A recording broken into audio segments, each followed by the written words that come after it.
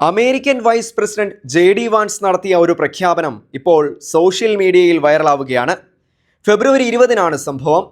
മേരിലാൻഡിലെ national ഹാർബറിൽ CPAC 2025 conference നടന്നു.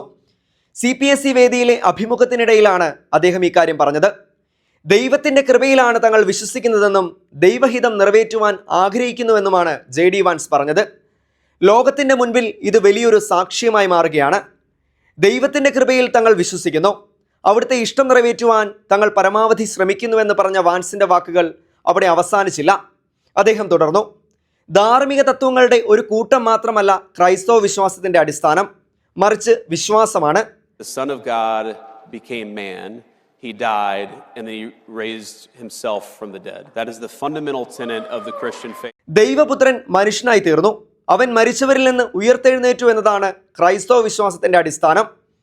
ഇതിൽ നിന്ന് മനസ്സിലാക്കേണ്ട പാഠങ്ങളിലൊന്ന് മരണത്തെ ഭയപ്പെടേണ്ടതില്ല എന്നതാണ്. ഒരാളുടെ ജീവൻ നഷ്ടപ്പെടുക എന്ന് പറയുമ്പോൾ പ്രധാനമായി ഒരാളുടെ ആത്മാവ് നഷ്ടമാകുമെന്ന് ഞാൻ കരുതുന്നു.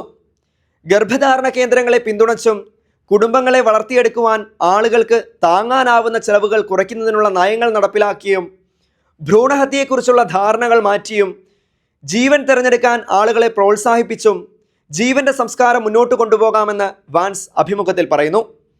പ്രസിഡന്റ് ഡൊണാൾഡ് ട്രംപിനെ the most pro life president in American history എന്ന് വാൻസ് വിശേഷിപ്പിച്ചു.